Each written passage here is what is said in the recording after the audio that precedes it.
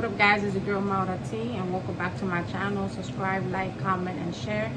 Today we're talking about immigration. I wanted to touch base on immigration, which is what I advocate for, just to clarify many things that are misconstrued and are misunderstood, not only in the immigration community, but in our society and in the Christian community as well. So let's first talk about what immigration is, and just a little bit of history as to when immigration processes started in the United States of America. So I just wanted to get into the specifics just a little bit before I go into what I want to get into. So immigration, the act of moving to a new country to live there. It can also refer to the number of people who move to a county, a place, a state, area. I wanted to also speak on what migration is. And migration has two definitions. The first one is seasonal movement of animals from one region to another. The second definition of migration is movement from one part of something to another.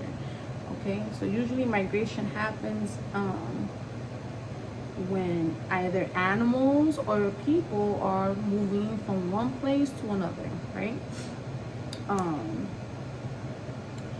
The movement of people away from their usual place of residence to a new place of residence, either across an international border or within a state, right?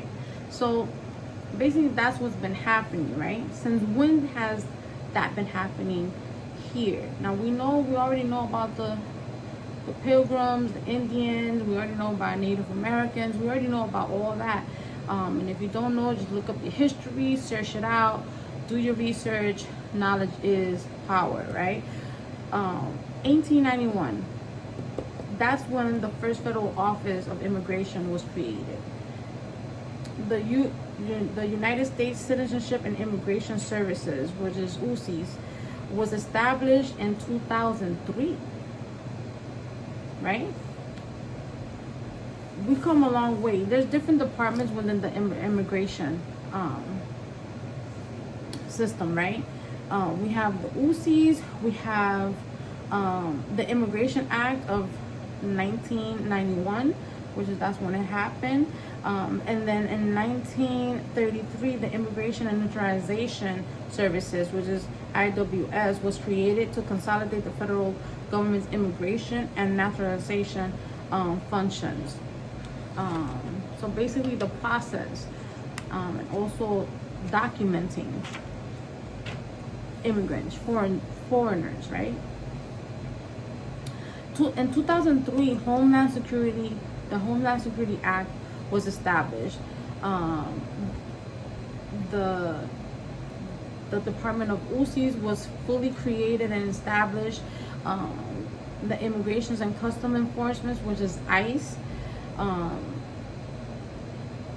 So basically these things, these different departments of immigration were fully established because of the high percentage of immigrants coming into the country. Now, I want to clarify who were the first people to migrate into the United States. And we have to be clear that it was Europeans, Northern Europeans, the British, the Irish people, Dutch people, German. And those are the first immigrants to migrate into the country. So from 1718, right? From 1718, there was migration, but the recording it did not start until 1891, when the first federal office of immigration was created and established. We started to keep a record and processing them, like processing the immigrants on documentation. um, the INA, International Naturalization Act, was established in 1952, and then starting from 1965, that's when Latin America and Asia started to migrate into the United States. So, with all that being said, my question is, why are Latinos the only immigrants being targeted at the moment and being deported, being held captive, etc., or being sent off to a different country of not their nationality, not from where they come from? Why is that happening? Right?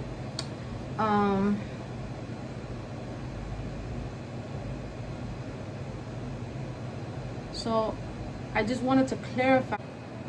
So yeah, I just wanted to clarify with a little bit of history and stuff, but I wanted to also say that it's very shameful for those who voted for Trump, Christian, non-Christian, especially the Latino, Hispanic community has many people, Cubans, Nicaraguenses,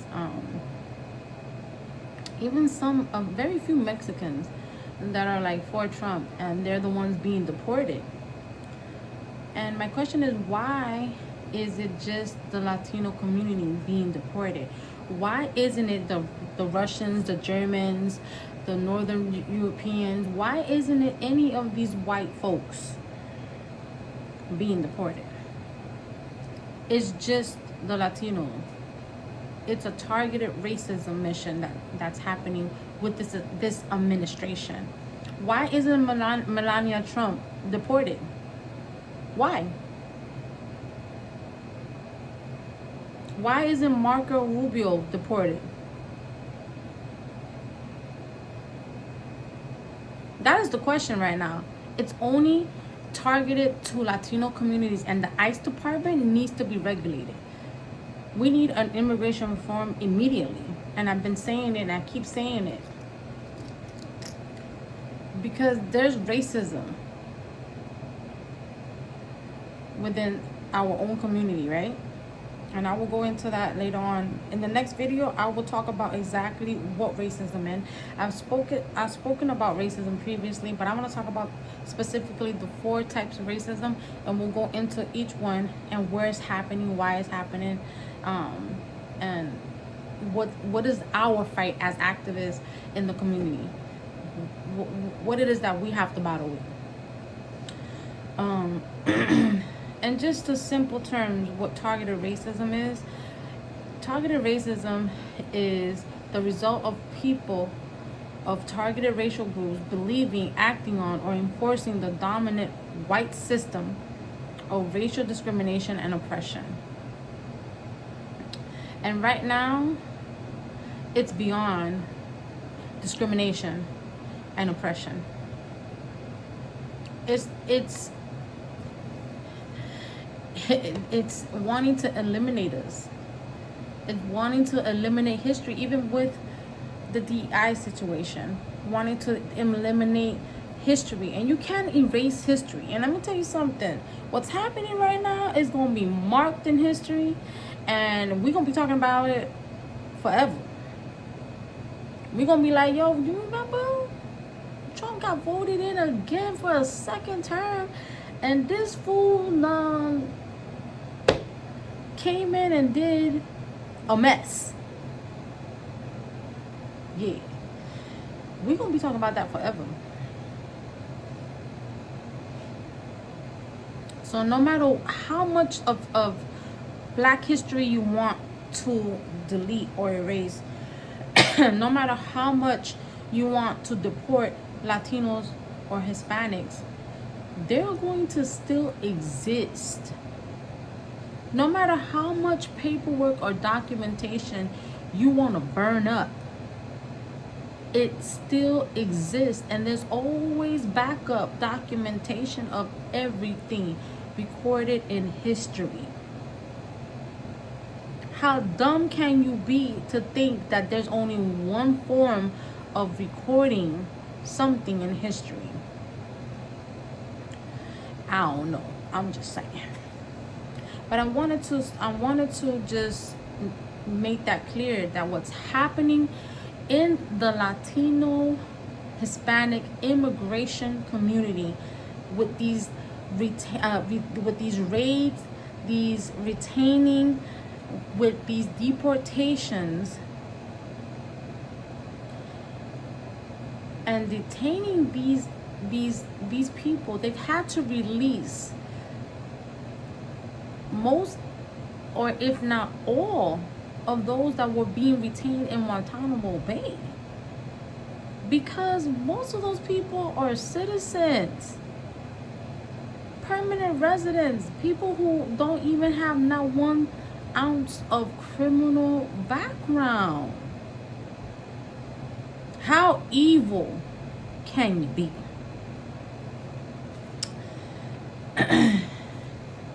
I just wanted to talk about that today because I find it amusing that we could just sit around here and be like, yeah, the DOJ committee is, finding fraud, and come to find out Mr. Elon Musk has been robbing.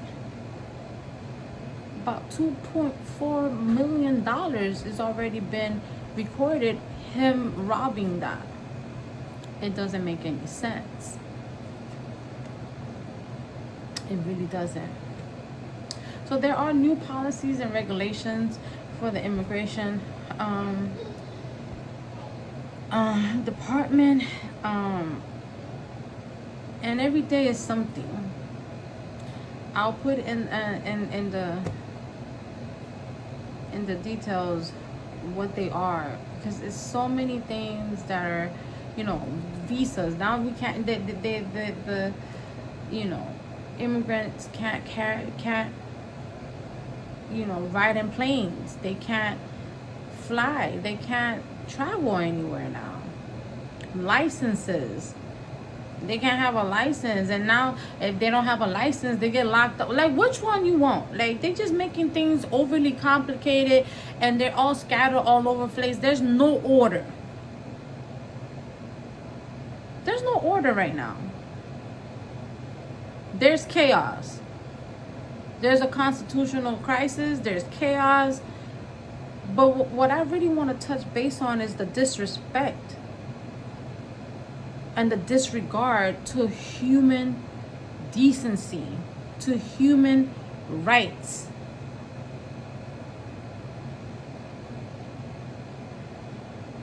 And I don't know who they're trying to scare. It really upsets me that they want to scare us. You're not scaring anybody. I ain't never scared. I'll tell you that much. It's ridiculous at this point. There's no order, and there's this whole situation is making the foreigner scared, wanting to go back on their own, or just self-deport is what they want you to do. And some people are actually doing that. People who have lived here over 10 years, 20 years, 30 years, what are you doing? You're disrupting the peace is what you're doing. This whole immigration targeted racism mission that's happening, this fascism that's happening, is ridiculous, is shameful, and God is not pleased with it. I think we have to really be knowledgeable of the word. We definitely have to be knowledgeable of the word, because the Bible is very clear.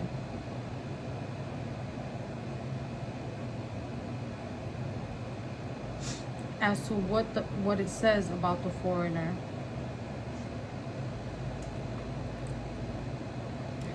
I think that we tend to be like, oh yeah, Trump, you know, yeah, boom, boom, boom.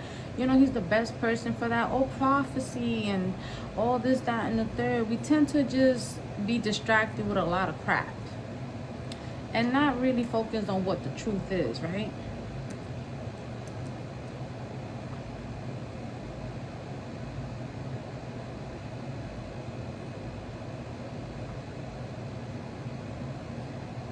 And there's many Bible verses that speak about this. But in Leviticus 19:33 to 34, it says, do not mistreat foreigners. Love them as yourself, for you were foreigners in Egypt. Exodus speaks about do not vex or oppress a foreigner. Zechariah, do not oppress the foreigners who live among you or anyone else in need.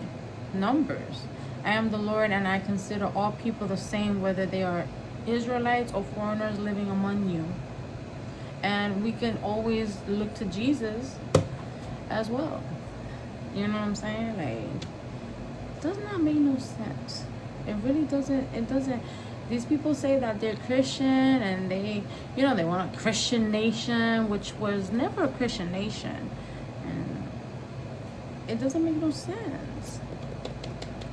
I just wanted to touch base on immigration and just clarify these things.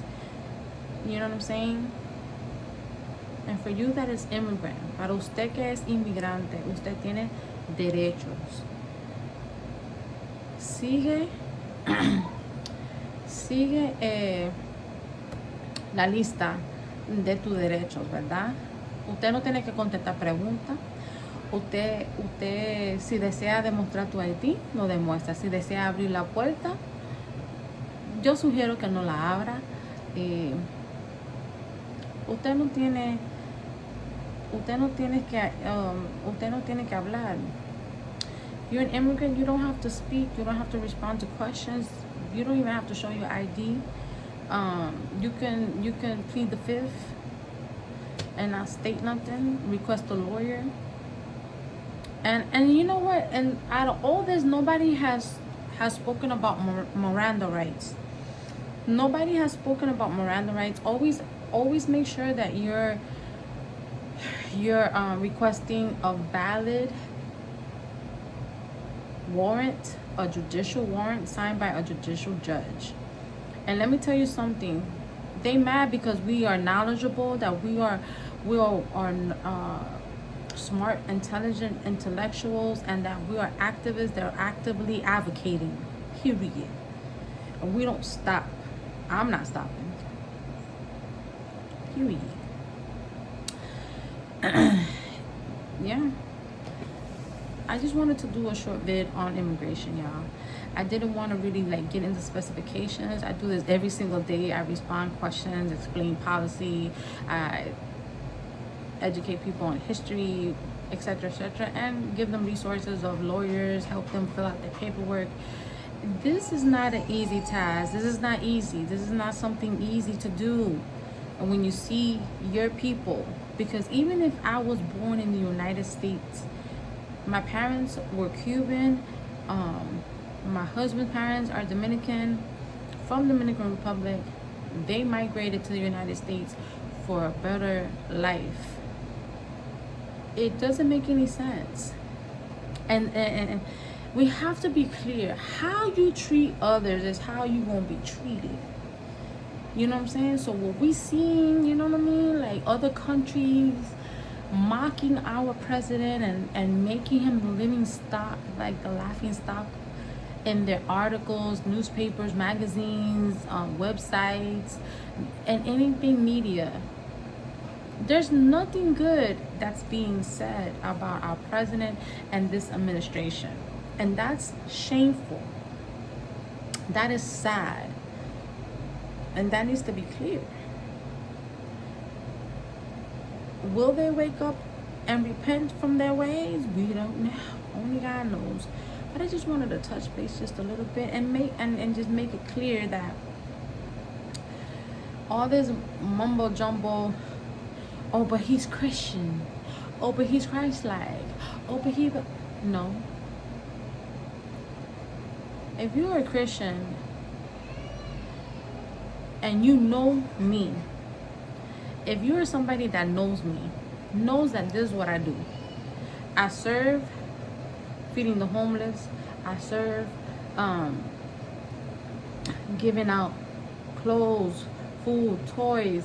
I'm constantly serving. I am a Christian. I am a child of God. And I'm an activist. And as a child of God, you are an advocate and an activist. You advocate for the homeless. You advocate for the lost, for the depressed, the sad, the hungry, the clothesless. You advocate for the kingdom, for the people, and for the people that don't know Christ. You are an activist already. If you're a child of God, you are an activist already. And you're not thinking about yourself. You're thinking about who's hungry, who needs clothes, who needs prayer, who needs to hear this word, who needs to be encouraged, who needs to be uplifted. You already an activist. So for this administration to want to take away benefits and to have this harsh targeted racism on immigration, on immigrants. Listen, the Bible is very clear. He who exalts himself shall be humbled, but he who is humble shall be exalted. You gotta be careful. You have to be careful. I just wanted to touch base just a little bit. I'll leave all the new policies and regulations in the details. But if you want me to answer any other questions, if you would like a part 2, let me know. In the next video, I'm going to be talking about the 4 types of racism, and I'm going to go ahead and go into detail as to what's really going on. I'll leave the Bible verses in the details as well, in the description. I just needed to say this because every day I'm advocating, I'm constantly wanting to bring awareness to what's happening, and not just that, but uplift my community.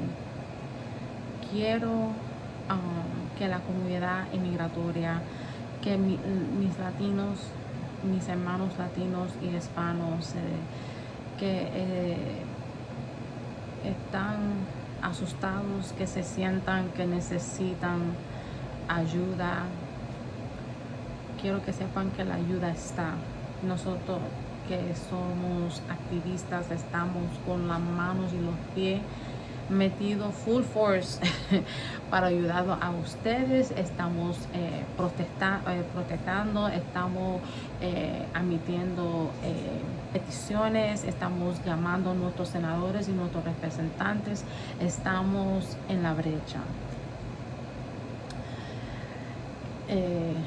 Quiero que ustedes se sientan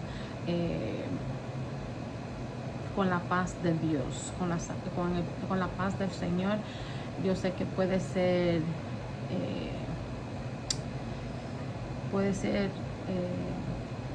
muy asustado, bien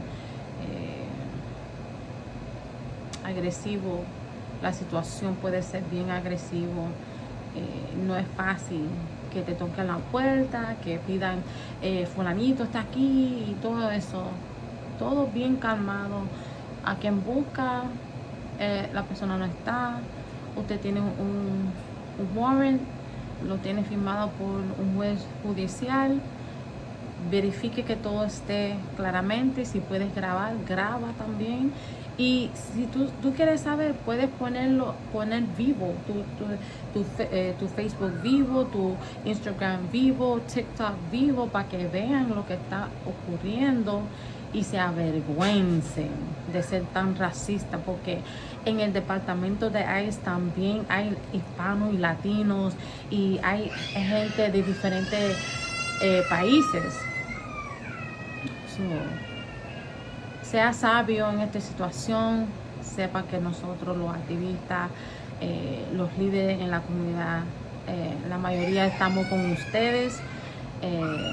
No se sientan con miedo, sigan los pasos como son y estamos también orando por ustedes.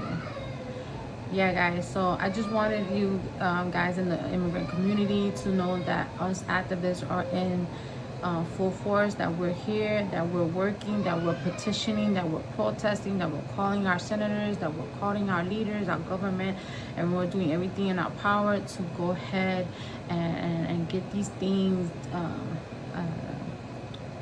diminished, because it's not right. Human decency, kindness does not cost anything. Kindness does not cost anything. And this is the last thing I'm going to say. The same way you treat others and how you acting right now, how ICE is just coming in and knocking and showing up in restaurants and stores and picking up people, don't let it be you tomorrow. Because the same way what you put out, you gonna get. It's that simple. It's that simple. These people are not picking up criminals. They're picking up everybody. They want to scare everybody, and it's not okay. And also, we have our brother Enamorado. I'm gonna leave his information in the bottom, in the description as well. He's been in prison for like, I guess 2 years already. This is somebody who was advocating, who is an activist in California for the people who have their carts that sell food, the food carts. He was an activist who defended these people for them to be able to sell their food on the street, and he taught them how to have the proper documentation, licensing in order to do so. So let's continue to pray for our brother Enamorado, and hopefully he'll be out of jail very soon, because this brother did not do anything but defend the immigrant community out there in California who are trying to make a living. So that goes for anybody who's out there who's an immigrant doing their best, trying to make a living, to take care of their family here and in their countries.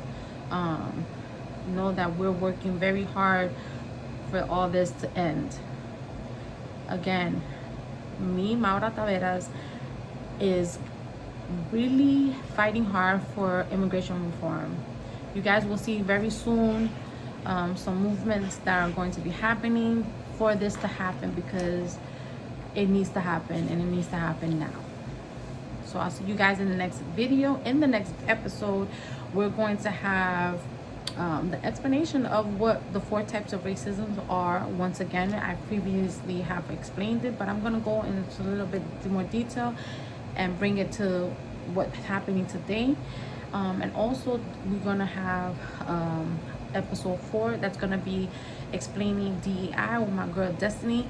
We're going to be talking about it and explaining and clarifying some things historically and as to what's happening today. I'll catch you guys next time.